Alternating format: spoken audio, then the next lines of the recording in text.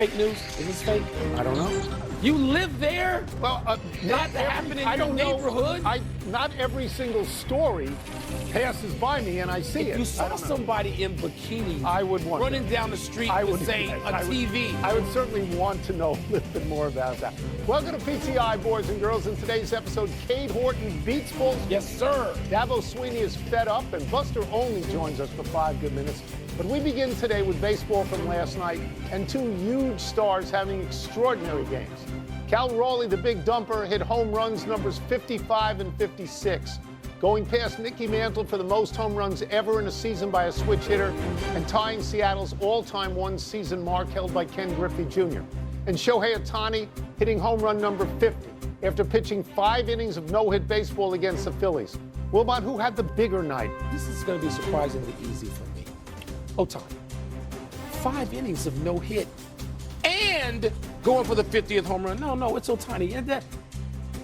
Look, I have respect for catchers and just what they do and wearing the tools of 56 ignorance home runs as it by a used catcher. to be called. By a catcher. And when you invoke the name Ken Griffey Jr. in Seattle, you got to bow your head. Right. But Ohtani went 5 no-hit innings and joined Ruth. Okay, that seems to me to trump everything. No-hit ball and Babe Ruth. And when you go 50, and by the way, they are there. By the way, is Judge or is Dumper going to be the AL MVP? It's got to be the Dumper. You want me to go to that first? Big Dumper. Because I'll go to that first if you want, and I'll get it out of the way. I could not vote for anybody over Aaron Judge. It's an extraordinary year. He's leading the majors in batting. No, his OPS is huge. No. And look, all right, let me go back to this. Because the question is who had the bigger night. Yeah. And I hate the question. Because I can't tell you who. To me, it is a tie. Yeah. Oh, okay, really? It is. It's a push for me.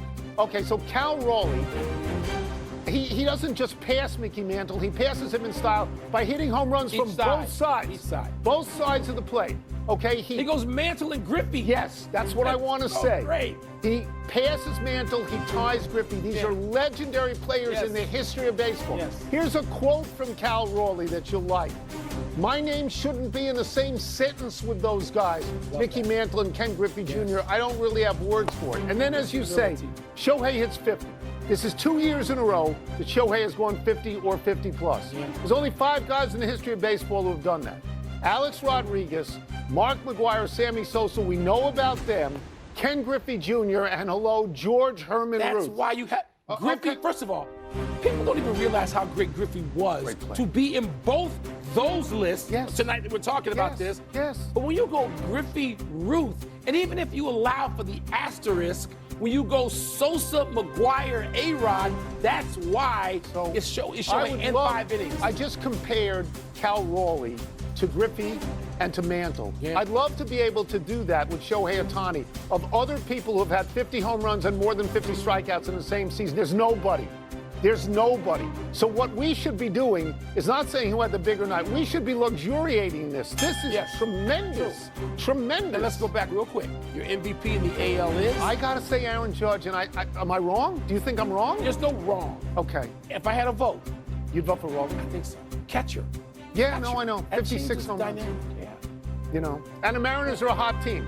But Judge's output, his total offensive time output. injured, too. And every time he's good, the Yankees win. And the reverse is true. We're not there to lose. No, I don't. Oh, it's me again. Yes, it is. Let's stay with baseball here.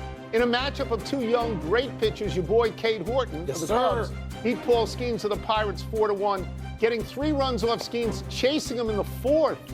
Horton went 5 innings, giving up 1 earned, striking out 6. He's now 11-4 with a 2.66 ERA. Skeens is now 10-10 with a 2.03 ERA. Wilbon, what does this game say about each pitcher? They're great.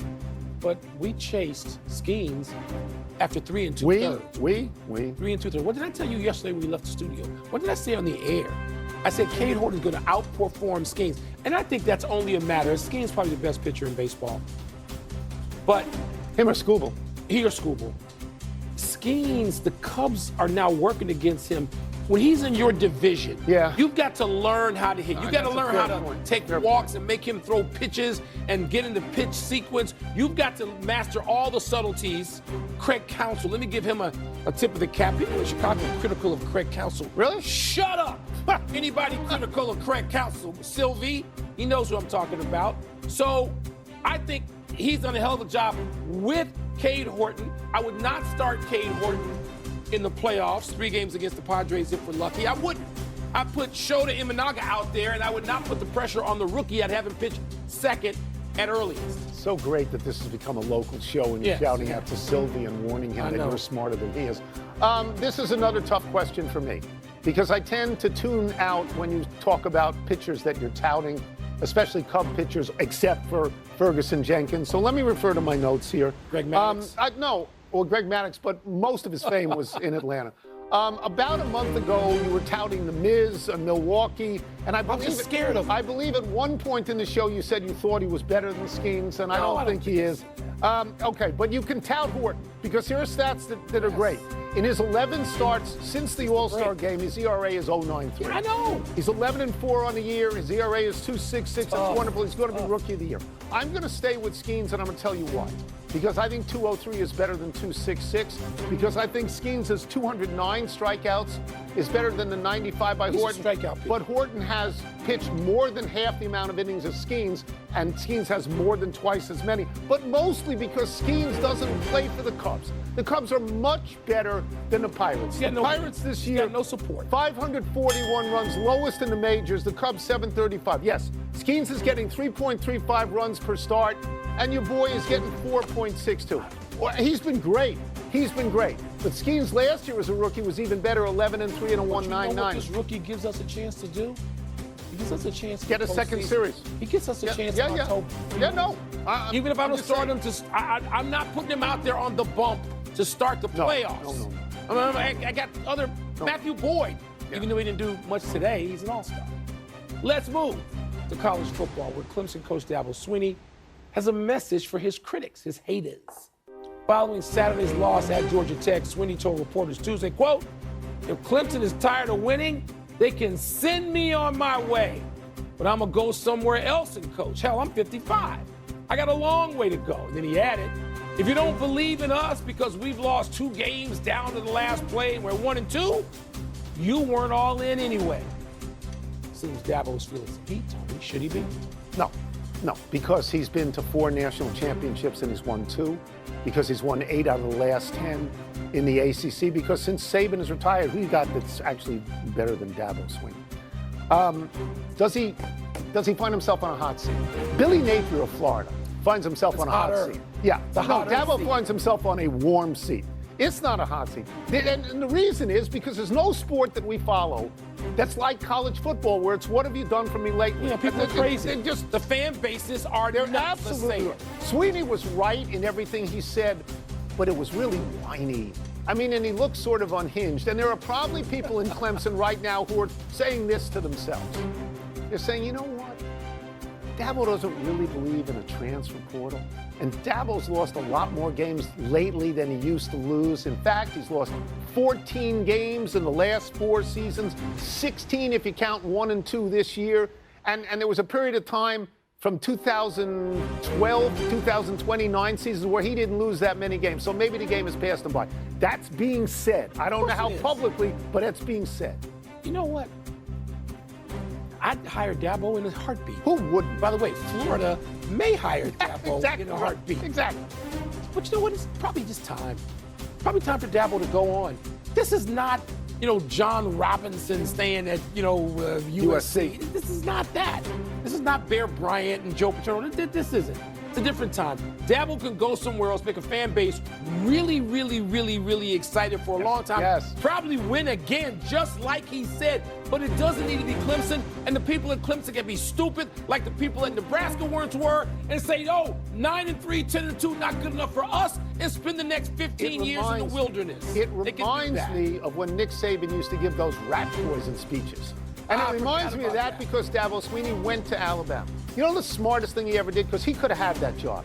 He didn't want that job. No, let don't. Kalen DeBoer suffer in that following. Speaking of that. But you're right. He can go anywhere. How much money would Florida put up? Hundreds of millions of dollars to get the guy, right?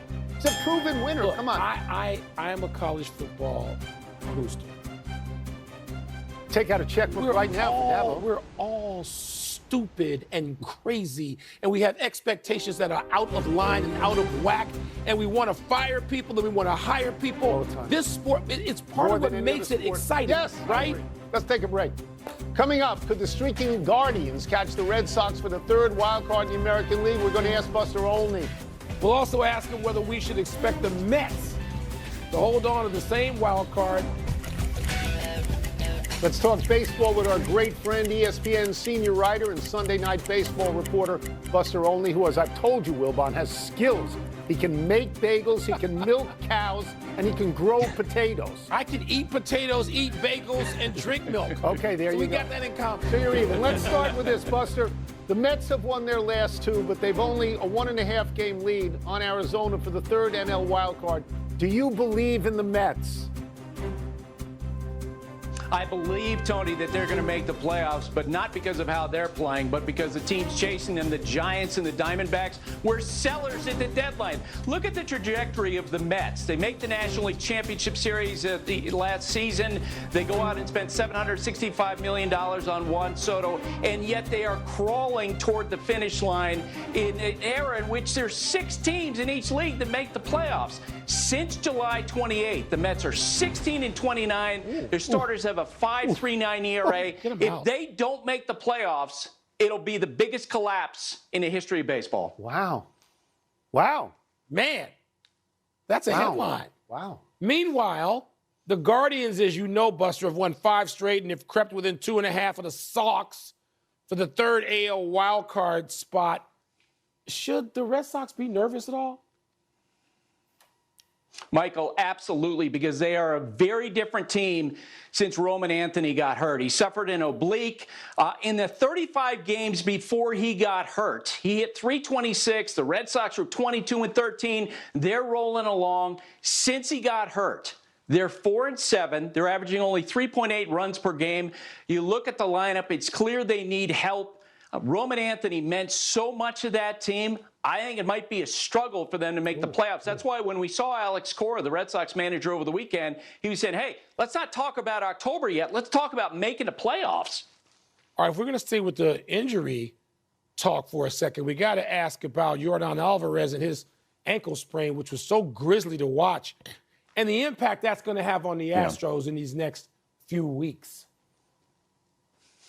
Yeah. It's absolutely devastating at a time when they're trying to win the American League West, trying to beat off the Seattle Mariners. Look, the Houston Astros have suffered more injuries than any contender in baseball, whether it was Yordan Alvarez for a lot of this year, Jeremy Pena for a long time. Justin Verlander told me this season that the Astros culture has enabled them to overcome some of these injuries.